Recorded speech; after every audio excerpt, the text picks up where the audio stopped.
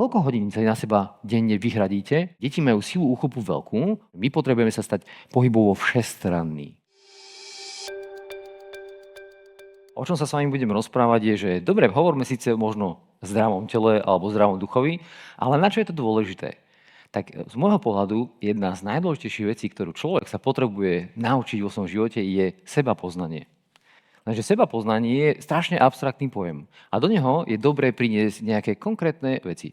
A keď si pozrieme, že ako tie platformy toho sebapoznávania by mohli vyzerať, tak tuto na toto obrázku som vám znázornil, že čo vnímam, ktoré druhy platformiem na to sebapoznávanie sú vhodné.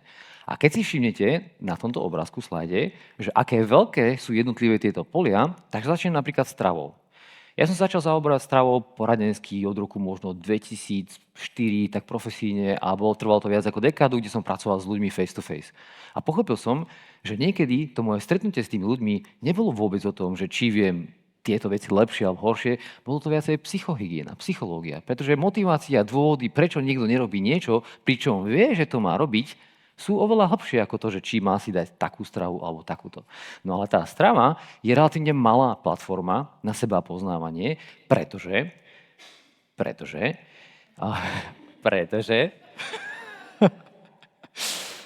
no, ešte skúsim tak, výborné. Takže je to preto, že normálny človek, ktorý rozmýšľa nad stravou, by mal za 1 rok zistiť od A po Z, čo má robiť tak, aby sa naučil o svojom tele všetko. To znamená, že mal by vidieť, čo si má kupovať, ale dôležitejšie, čo si nemá vôbec kupovať. Pretože viete, čo je dôležité? Že čo sa nekúpi, to sa nedá zjesť. Takže keď to v chladničke nemám, tak to paradoxne nemôžem zjesť. No, ale tým chcem povedať to, že áno, niekedy oveľa dôležitejšie je, že čo nebudem jesť, čo v tom mojom liste nie je, takže strava, povedzme, a potom kedy to mám načasovať, koľko si mám toho dať. Čiže je to proces nejakého sebapoznávania a do 1 roka by každý mal vedieť, čo so stravou má robiť a potom na stravu zabudnúť. Pretože riešiť celý život stravu, či budem riešiť takúto dietku alebo niečo, to je dosť veľká mentálna trauma. Lebo tá kognitívna kapacita, ktorú musím stále používať, no čo teda mám vlastne jesť, mám robiť toto, mám tamto, už to treba za rok sa naučiť a zabudnúť na to. Lenže kedy viem, že som sa to naučil, súvisí to práve s tým sebapoznaním. Začína sa to moje telo na to reagovať, mám menej zápalu, nebývam chorý, mám dosť energie, ráno keď sa zobudím, mám takýto plný pohár energie, alebo je naplnený len do polovice. Pretože s tým súvisí aj pevná vôľa a všeličo ďalšie. No a teda chcem povedať to, že áno, že strava je relatívne štart-stop projekt, ktorý by mal každý zvládnuť do 1 roka. A je to dobrá platforma na seba poznávanie. Potom sa dostavujú už aj nejaké výsledky, aj estetické, aj keď častokrát tie estetické sú veľký motivátor vonkajší z začiatku, ale pre nás tá strava je dôležitá. Prečo? No, aby sme mali dostatok tejto energie, bolo dobre regenerovali a mohli sa ďalej realizovať v niečom. Takže strava. Potom tu máme ďalšie platformy, je tam, že chlad a hlad. S chladom majú skôr väčší problém dámy. Páni sa vrhajú do všelijakých metód a dovôd a tak ďalej, ale vo všetkom platí jedno také základné pravidlo, čo je taký ústredný pilier aj toho sebapoznávania, že na všetko potrebujeme ísť postupne a primerane.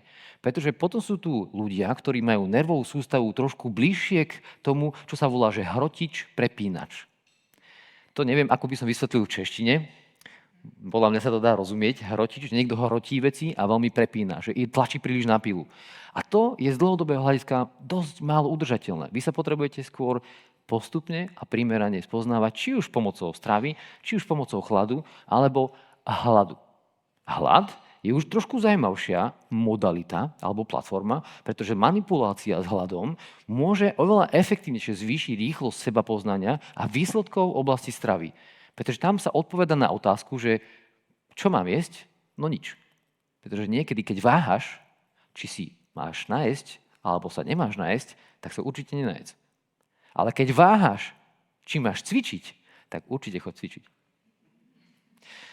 A teraz sa dostávame potom, že už vidíte, že ten pohyb je oveľa väčšia platforma. To znamená, že pohybový vesmír je obrovský. Obrovský. Môžeme si vybrať, že nejaká planéta je nejaký pohyb.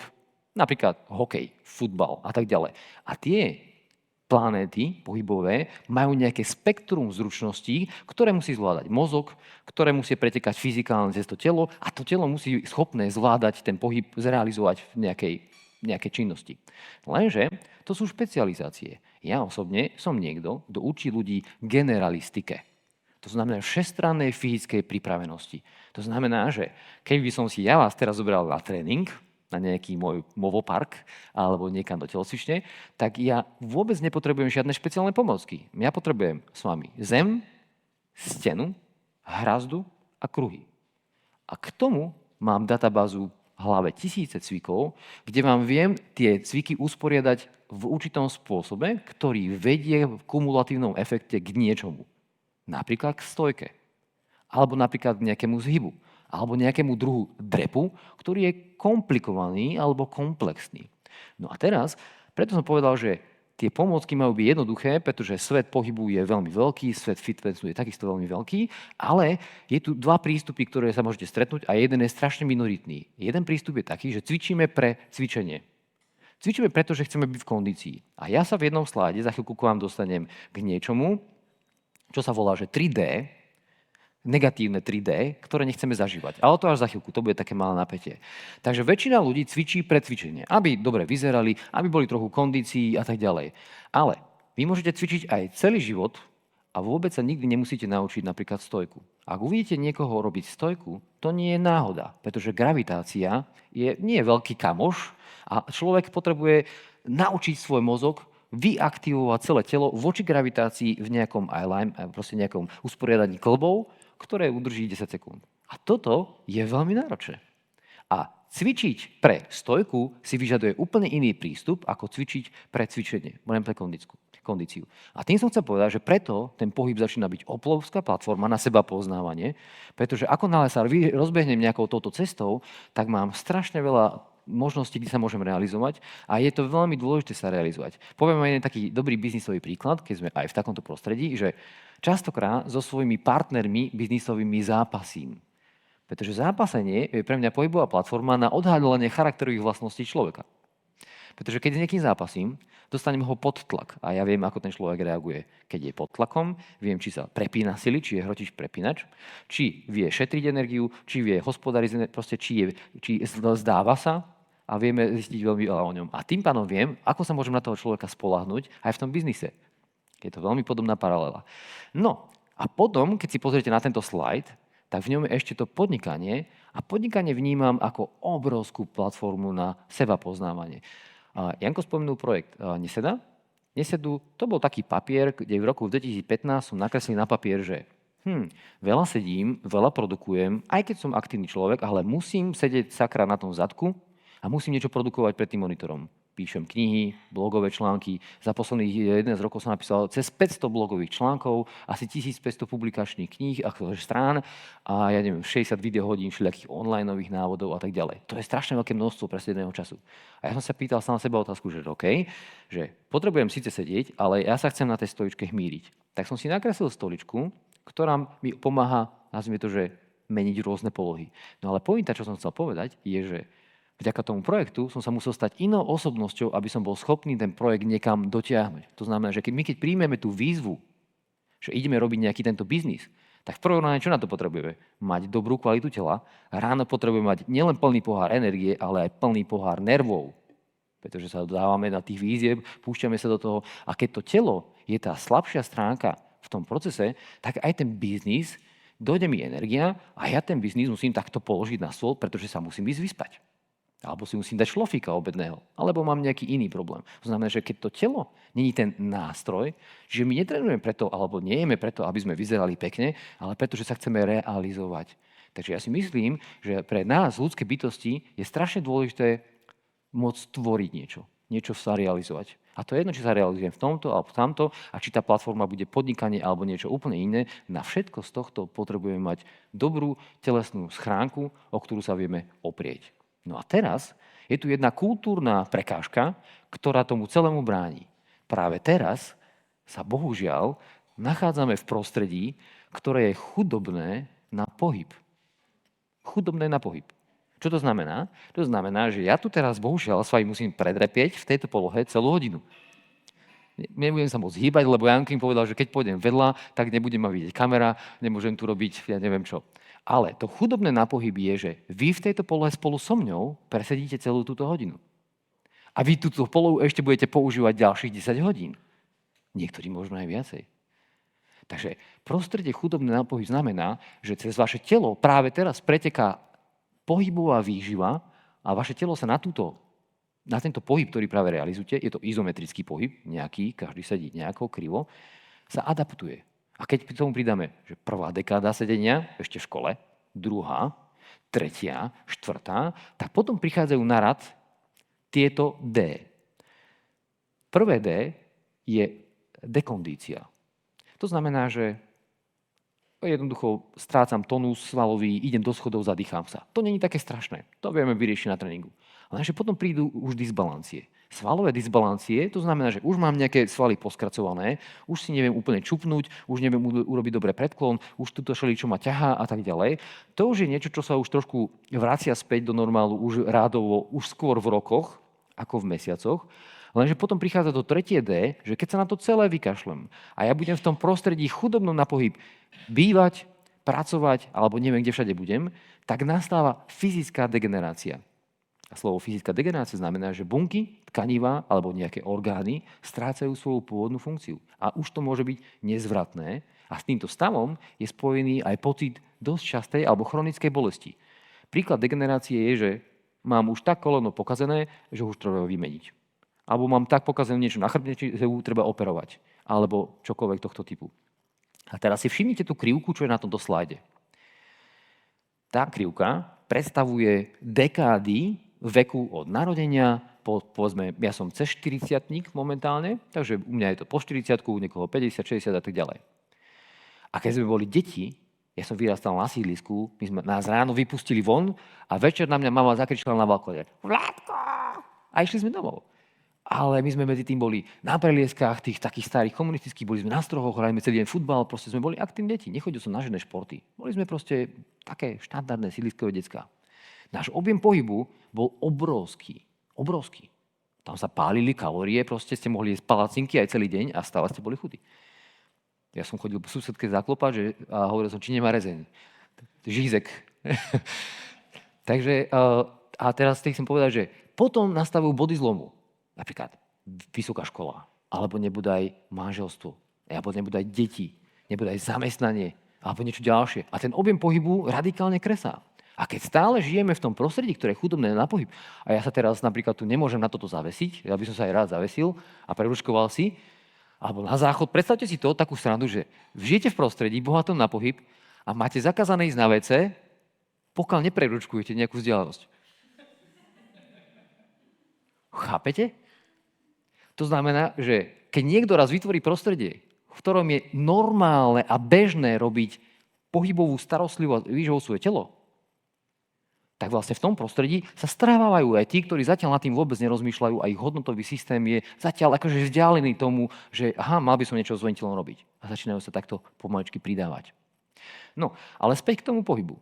To znamená, že prídu nejaké body zlomu v živote človeka, mladého postupne s pribúdajúcim vekom, kde ten objem pohybu môže klesnúť na nejaké minimum a tam zotrváva. A keď tam zotrváva a vy si to prostredie sami nevytvoríte a budete v tom prostredí aj ďalej žiť, pracovať a proste interagovať, tak tieto presne, kde sa to môže umiestniť na tom slajde, je, že buď mám toho pohybu dosť, a dosť veľa aj tým pádom pálim tých kalórií dodatočne mimochodom, lebo to ručkovanie, to vás stojí energiu. Čupenie v inej polohe, ako vy ste v tejto polohe ultra efektívni. Pálite 0,0 niečo. Ale keby ste museli sedieť hlbokom drepe, to je bolo niečo úplne iné. Keby ste stáli, zase je to trošku viacej. Ale tieto drobné veci, keď sa kumulujú za celý rok, majú obrovský vplyv na náš život. Čiže častokrát my preceňujeme, že idem do tréningu, do telocvične, tam sa roztrieskam celú hodinu, potený som, super, ale možno si spálil v lepšom prípade 300-500 kalórií. Lenže my vieme robiť drobné činnosti, ktoré sa kumulatívne nazbieravajú a vytvoria ten celodennú dávku pohybovú tak, že zrazu tých kalórií spálim oveľa viacej. A potom aj ten manažment nadváhy alebo čohokoľvek začína byť jednoduchší. Takže týmto slajdom chcem povedať, že to najdôležitejšie zo všetkého je hýbať sa. Ak som povedal, že čo je dôležitejšie, keď sa ma opýtate takú štandardnú, typickú otázku, lepšie je dôležitejšia je strava alebo pohyb. Strava je dôležitá ten prvý rok. Aby som mal stravu, ktorá je protizápalová, protialergická, ktorá proste mi vyhovuje mojim proste potrebám, je vybalancované energeticky a viem s ňou interagovať už potom v autopilote. Už na ňu zabudnem. Lenže pohyb je ďaleko dôležitejšia platforma a na jednom slajde vám to potom ukážem, že keď chcem optimalizovať svoju telesnú hmotnosť, tak potrebujem pridávať viacej pohybu. Pretože tá pohybová kompetencia si vyžaduje nejaké vnútorné zmeny na orgánoch, na svaloch, na tonuse, na hormonálnej citlivosti. A to dámy treba zaujíma, tá optimalizácia, nazvime to, že tej estetiky. No a v čom je napríklad rozdiel medzi pohybom a tréningom? Tréning asi chápe každý. To znamená, prídem do gymu alebo niekam, idem si zabehať a mám hodinu nejakú intenzívnu prácu vo vyššom tepe a tak ďalej. Sú rôzne druhy pohybových činností, lenže pohyb je niečo, čo sa môže s tebou plížiť po celý deň. To znamená, že urobím drobnú vec tam. Alebo sa dohodneš sám so sebou alebo s kamošom, že denne odvisnete na hrazde 5 minút skladaného času. Nie naraz, možno aj naraz, ale tam idem na záchod, tam 30 sekúnd. Idem si spraviť kávu, tam 10 sekúnd. A nazbieram, naakumulujem, lenže ja vám poviem takú zaujímavosť. Ak celý rok budete vysieť 5 minút skladaného času, na konci roka z vás budú beštie. Pretože ten reťazec, ja začnem stimulovať, že sa zavesím a z polopatku zosilne možno 300%. A mimochodom, keď sme boli deti, každý z vás, keď ste sa narodili, aby som vás zavesil na hrazdu, tak sa budete schopní držať hrazdy. To je jeden z ako keby mechanizmov, ktoré nám zostali, zrejme v genetike, a možno ešte z čas primátov, ja neviem, kde proste tá úchupová sila u tých maličkých detí, určite ste videli nejaké videá, kde také nemluvňa, a toto niečo robí. Ale prečo? Je to možné. Pretože tí deti majú silu úchopu veľkú, oproti ostatným častiam tela. Ešte ani nevie poriadne ležať na bruchu. A teraz, čím chcem povedať, že napríklad to visenie je návrat späť v úvodzovkách prírode a prirodzenosti a je to veľmi jednoduché. No čo mi v tom bráni? Jedine to, že som v prostredí chudobnom na pohyb. Že tú hrazdu tam nemám. A nikoho nenapadlo, že hej, a my tu potrebujeme hrazdu. A prečo ju potrebujeme? A keď chceme tie dôvody, my si ich nájdeme. To znamená, že áno, 5 minút skladaného času visenia spôsobí, že okrem toho, že sa mi zvýši svalový tonus, tých 5 minút možno prispieje, 150 kalórií navyše, pretože niekedy to už je aj také náročné. Keď už chcem, že minútu vydržať, to je dobrý štandard pre dámy, lenže muži by mali vydržať minútu na jednej ruke. No, ale takže to visenie má strašne veľa benefitov. Ale to sme povedali visenie. Ten pohybový vesmír, tá výživa, berte to tak, že výživa, stráva, má mať funkciu. Ja viem, že keď toto zjem, presne toto, čo mi to spôsobí v tom bruchu? No asi nič moc dobré. Okrem toho, že má to poreže a neviem to stráviť a pravdepodobne budeme si do nemocnice. Takže dopredu rátam s tým, že keď toto zjem, tak je to pre mňa samovražda. Ale keď tam dám niečo iné, typu z fast foodu, ja síce viem, že mi to na tom jazyku chutí, ale tiež vieme, že je to samovražda. Pretože následný efekt, najbližšie 2 dní vaše telo bude interagovať s tým, čo ste zjedli. Až po 2 dní to odíde. Všetko. Niektoré odíde trošku skore, niektoré, ale nebudeme teraz o sebe detaily. Pointa je tá, že vy keď niečo zjete, vaše telo z toho 2 dní interaguje. Nie tých pár sekúnd alebo minút, keď to vám chutí na tom jazyku. Takže ja by som mal vedieť, že keď niečo zjem, akú funkciu to spôsobí v mojom tele, akú výživu, aké kalórie, čo vlastne dostávam. Je to dobrý biznis. Pretože keď to neviem, tak sa musím vrátiť späť na začiatok seba poznávania a začať s tou platformou stravy. A dovzdelať sa trošku. Lebo to je ako stlačať nejaké elektrárne, hociaké gombiky a budem čakať, že to bude fungovať v poriadku. No však nebude. Keď neviem, aké gombiky stláčam a kedy ich stláčam, tak to fungovať proste nebude. A to je našou úlohou seba poznávania. No a teraz ale späť tomu, takže stráva sa rovná funkcia. Ja chcem túto funkciu na mojom tele. Ja chcem, aby ma buď niečo nevyrušovalo, ale aby som bol produktívny, chcem mať energiu, chcem mať pevnú vôľu a tak ďalej. Vieme tie dôvody. A pohyb je výživa, pohybová výživa, pretože ja keď sa zavesím 5 minút skladaného času na tú hrazdu, tak výživa preteká cez celý ten reťazec. Toto je šlachová záležitosť. Tu je niekde nejaký sval, až po tú lopatku. To sú veci, ktoré tatiaľ preteká tá fyzika. To, čo som práve vystavil, to svoje telo, niečím. To znamená, že my potrebujeme vyživovať svoje telo komplexne.